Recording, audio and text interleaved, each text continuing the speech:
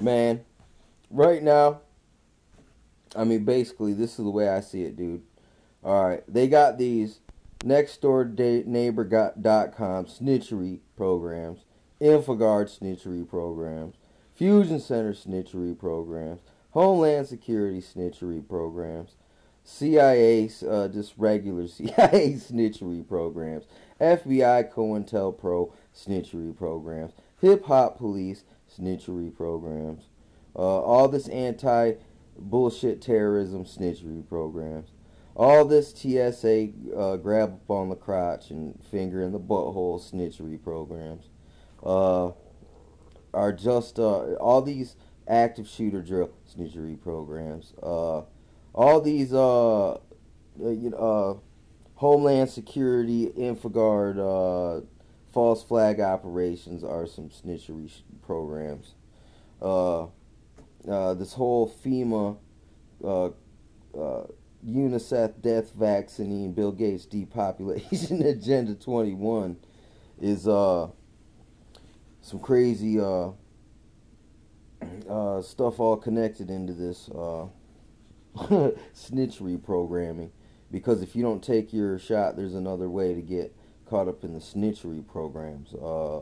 Yeah, I mean they're already firing people, so they're like basically making a grid network to where you don't take this shot, which has got the RIFD in it. Basically, I mean, the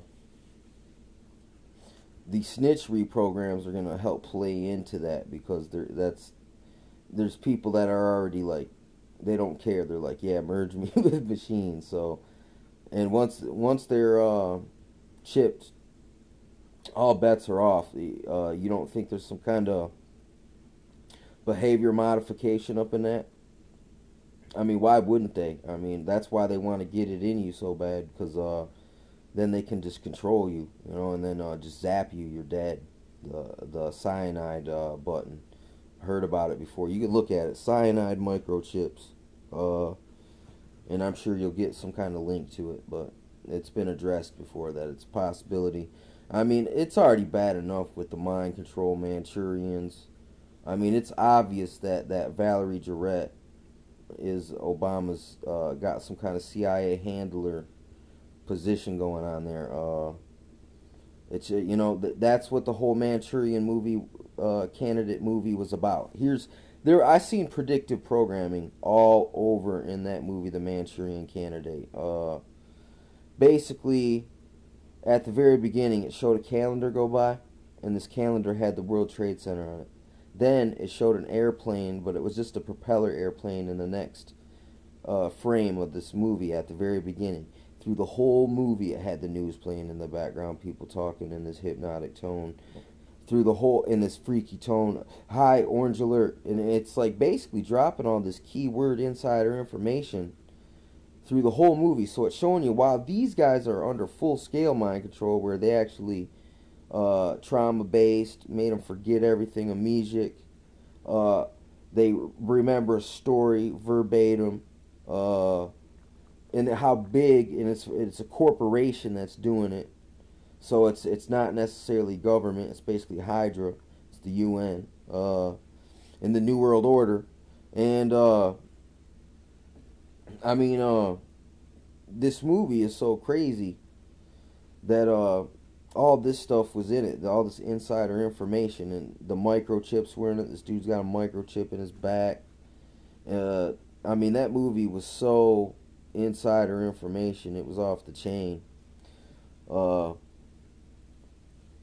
So you got all these. They want a Divergent type situation where, like in that movie Divergent, basically after they finally win through their initiation, they go through their brainwashing, then they get chipped and totally taken over by machines, and they get instructed and ordered to kill off another bunch of people. So I mean, this is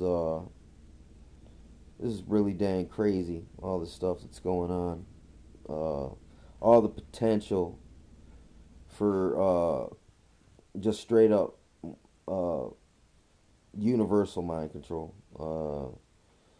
straight up the Matrix. I was thinking the other day, what's to say we're already not in a machine with uh, something over our eyes and sensors on us, and we're getting intravenously fed, and we wouldn't even never know it because they already controlled us. I mean, this is what they want to do, you know. So it's funny, you know.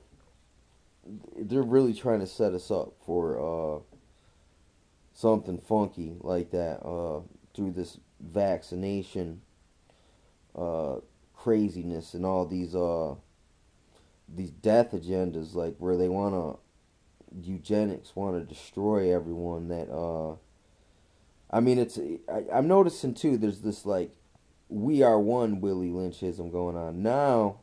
If you ain't willing to just get on board and accept all the new Luciferic initiation, it's kind of a new form of Willie Lynchism. It's like we'll accept everyone that accepts complete slavery, and anyone who don't, we're gonna ridicule and give a hard time until they're just totally discredited, and then I mean, if they just won't shut up, then we're gonna take them out or use them somehow in some kind of funky ass crisis actor situation.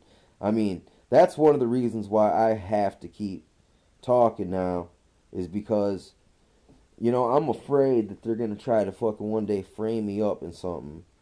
Uh, because you know, because it's funky. You know, you see how deep this stuff goes. All the predictive programming and obvious conspiracy things. They tell you everything they're gonna do before they do it. Insider code. That movie Arlington's Road, where they set this guy up, that he started recognizing there was some kind of funny business going on, and these people started playing this role and acting, and then they led him into a trap where they made him look like a fucking terrorist. And you know what I'm saying? It's like, I don't want to get suicided or patsied. You know what I'm saying? That's why I study all these things, trying to make some sense of the situation out here. I mean, uh, this whole Jason Bourne situation topic, uh, he was all under some kind of weird trauma based. There's a reason why, you know, they're using this keyword of PTSD.